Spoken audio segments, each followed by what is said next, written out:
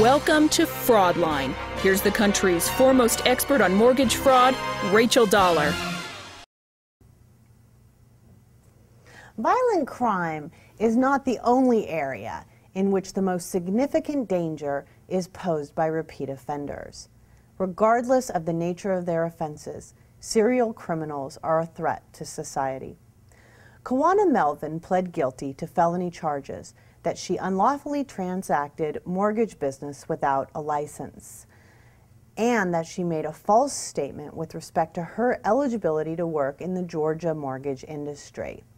The Department of Banking and Finance had issued a cease and desist order, but Melvin continued to work as a mortgage loan processor by using a false document stating that she wasn't prohibited from working in the mortgage industry. This letter was purportedly written by the commissioner of the Department of Banking and Finance.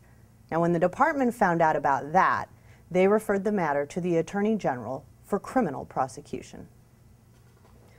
Edward Farley pled guilty to mortgage fraud, bankruptcy fraud, and to operating a Ponzi and check-kiting scheme.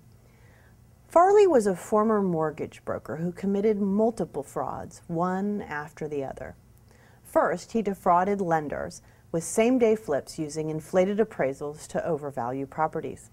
He then moved on to a Ponzi scheme, promising investors that he was purchasing, rehabbing, and then selling properties at a profit, even though his company was woefully undercapitalized.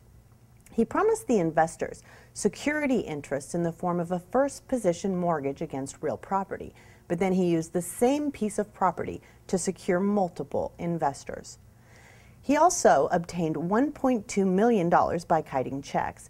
Of course, check-kiting schemes don't go on for very long, and so he took $400,000 that investors had invested in his Ponzi scheme in order to cover the check-kiting.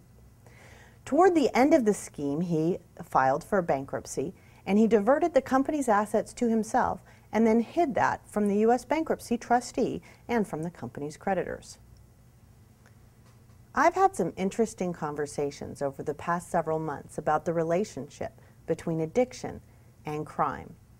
There are some people that believe that white-collar criminals are more likely to have a problem with drug or alcohol abuse.